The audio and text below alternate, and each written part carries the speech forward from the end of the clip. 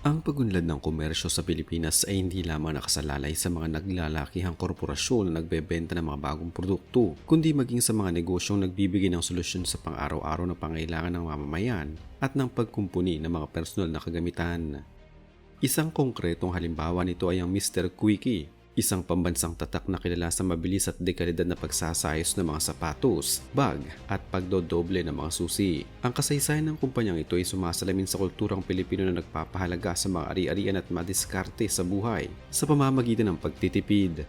Nagsimula ang kasaysayan ng kilalang negosyong ito noong taong 1981 sa lungsod ng Pasig na matatagpuan sa Metro Manila. Ang utak sa likod ng makabagong konsepto na ito ay si Emiliano Caruncho III, isang negosyante na naghangad na baguhin ang mukha ng tradisyonal na pagkumpuni ng sapatos sa bansa. Patay sa mga historikal na tala na nailathala sa pahayagang PhilStar, bago nabuo ang formal na struktura ng kumpanya, si Emiliano III ay dumaan sa iba't ibang pagsubok sa komersyo kabilang ang pagbebenta ng mga pagkain nakapreserve at paggawa ng pelikula. Habang siya ay naglalakbay sa Timog Silangang Asya, partikular sa mga karatig bansa, napansin niya ang mga maliit na pwesto sa gilid ng daan at sa loob ng mga pamilihan na nag-aalok ng mabilisang serbisyo sa mga dumadaang tao. Dahil sa lumalaking pangailangan ng kanyang sariling pamilya at sa kawalan ng maayos at mapagkakatiwalaang tindahan para sa mga sirang sapatos ng kanyang mga anak, ipinasya niyang kopyahin ang modelong ito at iangkop sa pamumuhay ng mga Pilipino. Ang pangunahing pagmamayari at nagtatag ng korporasyon ay ang pamilya Caruncho, kung saan ang pamamahala ay matagumpay na naisalin sa susunod na henerasyon upang mapanatili ang operasyon nito sa bansa.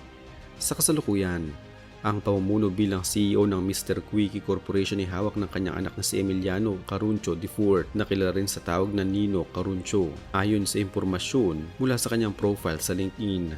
Sa ilalim ng bagong pamamahala, ang tradisyonal na sining ng pagkumpuni ay hinaluan ng makabagong teknolohiya at mas sistematikong pamamalakad upang makasabay sa nagbabagong ihip ng ekonomiya.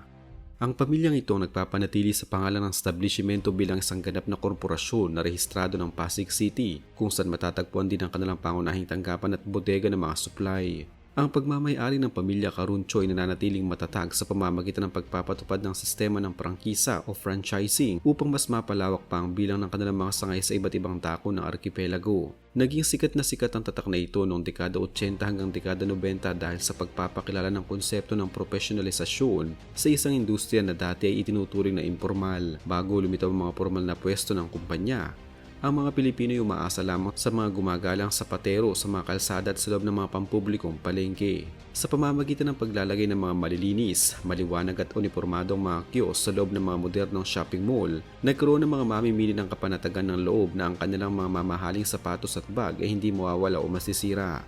Bukod dito, ang pag-aalok ng mabilis na serbisyo na kayang tapusin sa loob lamang ng ilang minuto habang ang customer ay namimili sa loob ng mall ay naging isang napakalaking kaginhawahan.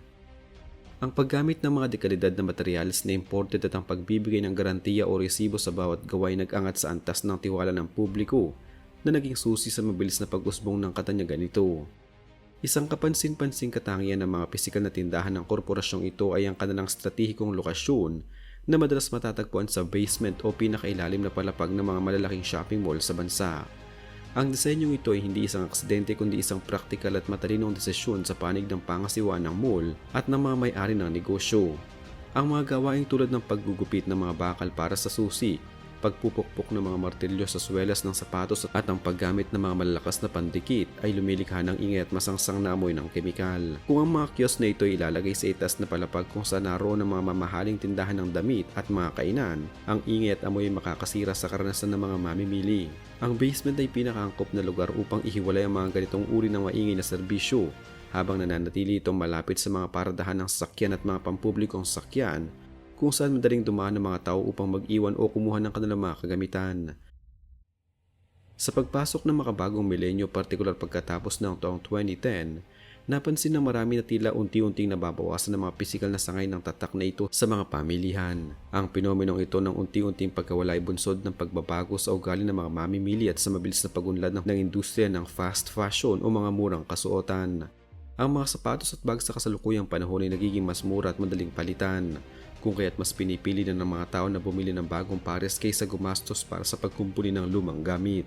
Bukod dito, Ang pagtaas ng upa o rental rate sa loob ng mga sikat na shopping mall ay nagdulot ng malaking dagok sa kita ng mga maliliit na kiosk. Ang paglaganap ng mga murang produkto mula sa ibang bansa na mabibili sa pamamagitan ng online shopping platforms ay nagbawas din sa pangailangan para sa mga tradisyonal na serbisyo ng pagkumpuni na iniaalok ng kumpanya. Ang kasalukuyang kalagayan ng korporasyon sa merkado ng Pilipinas taong 2026 ay nailalarawan sa pamamagitan ng estratehikong transformasyon at adaptasyon sa digital na panahon upang mapanatili ang kanilang operasyon. Upang labanan ang pagbaba ng benta mula sa mga tradisyonal na serbisyo, ang pamunuan ay naglunsad ng mga makabagong produkto tulad ng special na panlinis ng sapatos o shoe care kits na maaari ring mabili online. Ayon sa pinakahuling datos ng Philippine Franchise Association, ang kumpanya ay patuloy na nag-aalok ng mga pakete ng prangkisa na nagkakahalaga mula 2.3 hanggang 2.5 million pesos upang makaakit ng mga bagong kasosyo sa negosyo.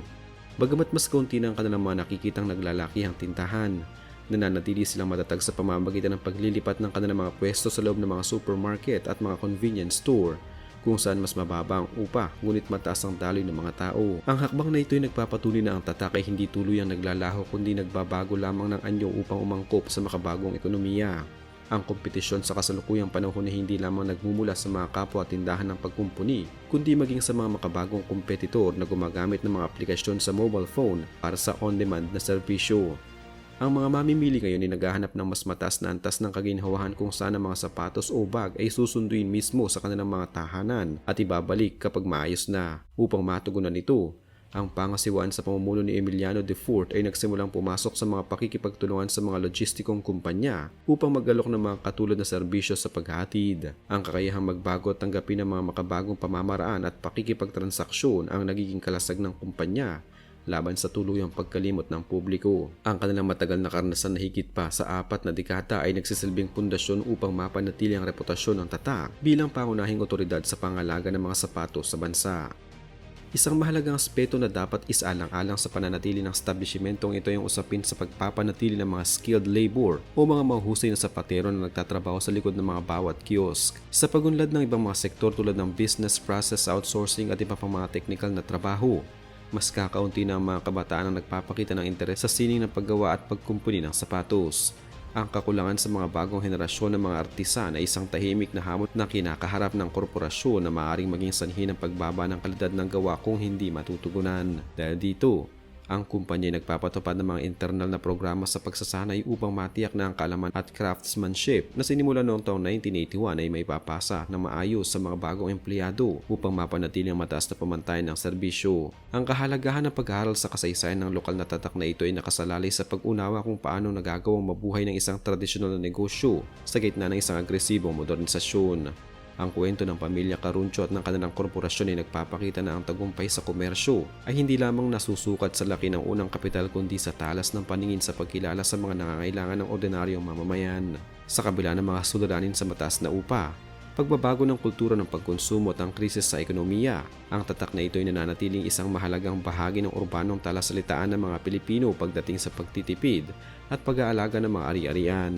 Ang kanilang patuloy na pag-iral sa kasalukuyang merkado ay isang patuloy na may puwang pa rin ng mga serbisyong personal at may kasanayan sa isang mundong unti-unting pinatatakbo ng mga makina at digital na transaksyon.